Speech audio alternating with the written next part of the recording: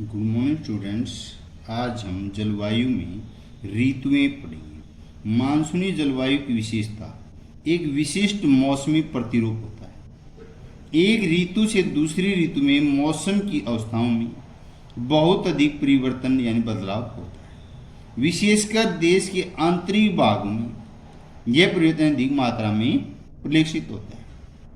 तटीय क्षेत्रों के तापमान में बहुत अधिक भिन्नता नहीं होती। जो समुद्र के किनारे हैं उनमें बहुत ज़्यादा जलवायु का या ऋतुओं का फेरबदल नहीं होता। यद्यपि यहाँ वर्षा के प्रारूप में भिन्नता होती है, वर्षा होती है तब भी भिन्नता ज़्यादा होती है। आप अपने क्षेत्र में कितने प्रकार की ऋतुओं का अनुभव करते हैं? जैसे आप हरियाणा में रहते हैं, हरियाणा में सर्दी भी, गर्मी भी है, बरसात भी है, तो हर मौसम की ऋतु का यहाँ पर प्रभाव पड़ता है। ऋतुओं पहचाना, ये शीत ऋतु, ग्रीष्म ऋतु, कुछ क्षेत्रीय ऋतुओं के साथ मानसून के आगमन और वापसी का काल भी होता है। शीत ऋतु उत्तरी भारत में शीत ऋतु मध्य नवंबर से आरंभ होकर फरवरी तक रहती है। भारत के उत्तरी भाग में दिसंबर एवं जनवरी सबसे ठंडे महीने होते हैं।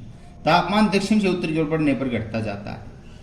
पूर्वी तट पर चेन्नई का औसत तापमान 24 डिग्री सेल्सियस से 25 डिग्री सेल्सियस के बीच होता है, जबकि उत्तरी मैदान में यह 10 डिग्री सेल्सियस या 15 डिग्री सेल्सियस के बीच होता है। दिन गर्म तथा रात्रि ठंडी होती है। उत्तर में तो सारापात सामान्य है, पाला ओस कुआसा।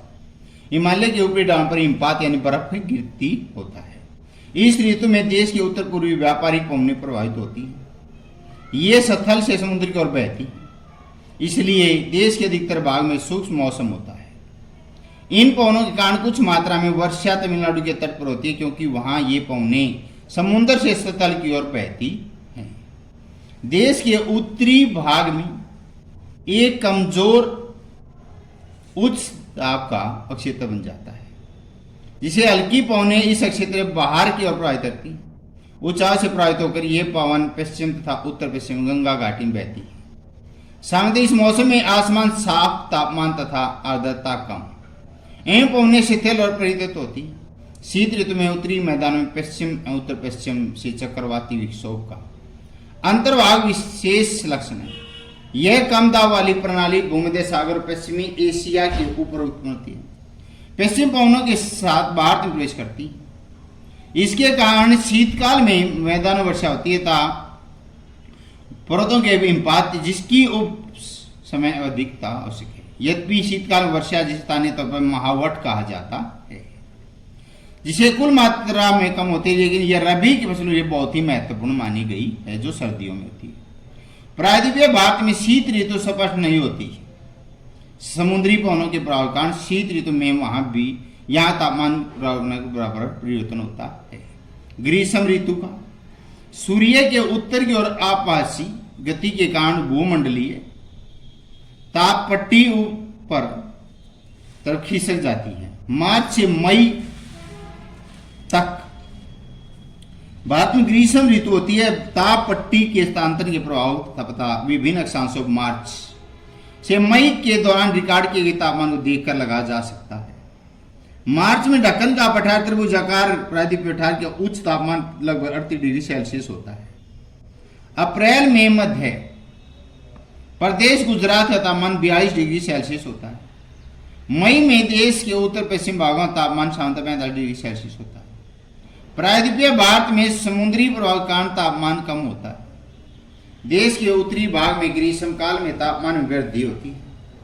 वायुदाब में कमी आती है। मई के अंत में उत्तर पश्चिम में थार के रेगिस्तान राजस्थान में से लेकर पूर्व एवं दक्षिण पूर्व पटना बिहार तक छोटा नागपुर का पठार तक एक कम दाब का लंबवत क्षेत्र उत्पन्न होता है। पवन का परिसंचरण इस गर्त के चारों ओर प्रारंभ होता है। लू जो उत्तर भारत में मई और जून के महीनों में चलती है। ग्रीष्मकाल का प्रभावी लक्षण है, ये धूल भरी गर्म शुष्क होने होती है, जो दिन के समय भारत के उत्तर एवं उत्तर पश्चिमी क्षेत्रों में चलती है। कभी कभी यह देर शाम तक जारी रहती है। इस हवा का सीधा प्रभाव घातक हो सकता है। उत्तरी भारत में मई महीने के दौरान शाम धूल भरी आंधियां चलती है। ये आंधियां अस्थायी रूप से आराम पहुंचाती हैं, क्योंकि ये तापमान को कम कर देती हैं, अपने साथ ठंडे समीर हल्की वर्षा लाती हैं। इस मौसम में कभी कभी तीव्र हवाओं के साथ गरज वाली मूसलाधार वर्षा भी होती है।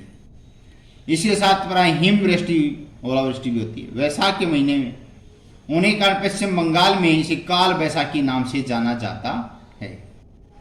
ग्रीष्म ऋतु के अंत में कर्नाटक, केरल में प्राय पूर्व मानसून वर्षा होती है।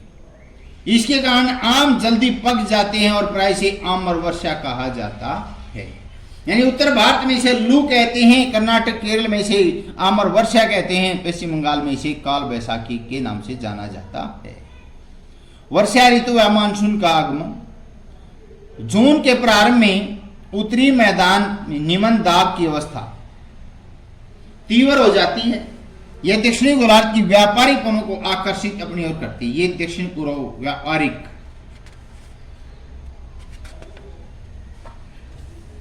पवनें दक्षिण समुद्रों के उपोष्ण कटिबंध क्षेत्रों में उत्पन्न होती है। क्योंकि ये पवनें गर्म महासागरों के ऊपर से होकर गुजरती हैं, इसलिए ये अपने साथ इस महाद्वीप में बहुत ही अधिक मात्रा में नमी लाती है। ये पवनें तीव्र होती हैं, 33 किलोमीटर प्रति घंटे के औसत वेग चलती है। सुदूर उत्तर पूर्व भाग को छोड़कर मानसूनी पवनें देश के शेष भाग में लगभग 1 महीने तक पहुंच जाती है। दक्षिण पश्चिम मानसून का भारत में अंतवाहक यहाँ का मौसम को पूरी तरह परिवर्तित कर देता है। मौसम के प्रारंभ में पश्चिमी घाट के पवनों की भागों में भारी वर्षा लगभग 250 सेंटीमीटर से अधिक होती है। दक्कन का 18 मध्य प्रदेश के उच्च भाग में वर्षा होती है। क्षेत्र वृष्टि छा क्षेत्र में आते हैं। इस मौसम की अधिकतर वर्षा देश के उत्तर पूर्वी भागों में होती है। खासी पहाड़ियों की दक्षिणी श्रृंखलाओं में स्थित मौनीसरा, मेघालय, चेरापूंजी में 20 से अधिक औसत वर्षा प्राप्त होती है। गंगा घाटी पूर्व से पश्चिम की वर्षा की मात्रा घटती जाती है। राजस्थान, गुजरात के कुछ भागों में बहुत कम वर्षा होती है। मानसून से संबंधित एक अन्य परिघटना वर्षा में विराम। इस प्रकार इसमें आर्द्र एवं शुष्क दोनों तरह के अंतराल होते हैं। दूसरे मानसूनी वर्षा एक समय कुछ दिन बाद ही तो होती है। इन्हें वर्षा रहित अंतराल भी होते हैं। मानसून में आने वाली विराम मानसूनी गर्त की गतिविधि संबंधित होते हैं। विभिन्न कारणों से गर्त एवं अक्ष उत्तर दक्षिण की ओर खिसकता रहता है, जिसके कारण वर्षा का स्थानिक वितरण सुनिश्चित होता है। जब मानसून के गर्त का अक्ष मैदान के ऊपर होता है तो इन भागों में वर्षा अच्छी होती है। दूसरी ओर जब अक्ष हिमालय के समीप चला जाता है तो मैदान में लंबे समय तक शुष्क अवस्था रहती है। हिमालय की नदियों में पर्वतीय जल ग्रहण क्षेत्र में विस्तृत वर्षा होती है। इस भारी वर्षा के कारण मैदानों में विनाशकारी बाढ़ें आती, जानमाल की भारी क्षति होती है।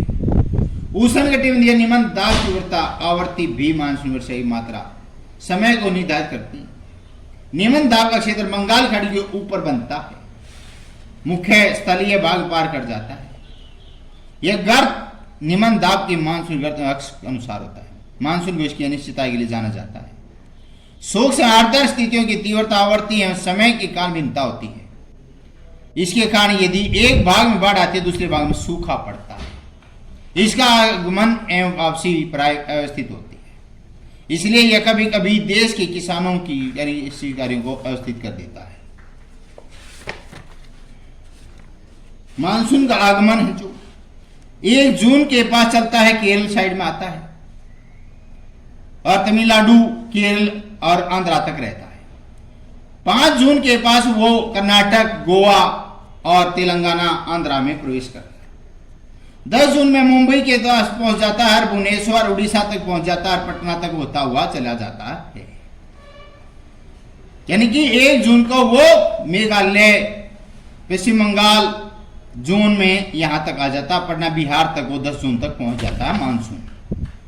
15 जून के आसपास वो गुजरात में अहमदाबाद, भोपाल, लखनऊ, उत्तर प्रदेश तक चला जाता है।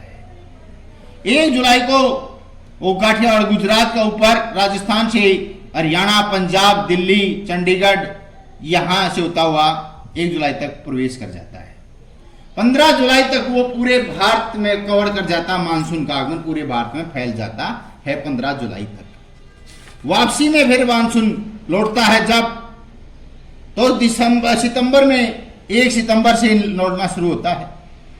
फिर 15 सितंबर से हमारे यहां से यानी हरियाणा, पंजाब, चंडीगढ़ से वापस चला जाता है। तो 1 अक्टूबर को वो भोपाल, लखनऊ, मुंबई से चला जाता है वापस।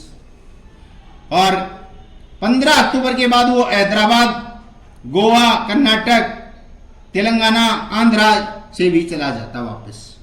1 नवंबर को वो और वापस लौट जाता बेंगलोर साइड से। 15 नवंबर से और जाता है, 1 दिसंबर से और दिसंबर 15 तक तो वो बिल्कुल ही खत्म हो जाता है मानसून। हाँ जी।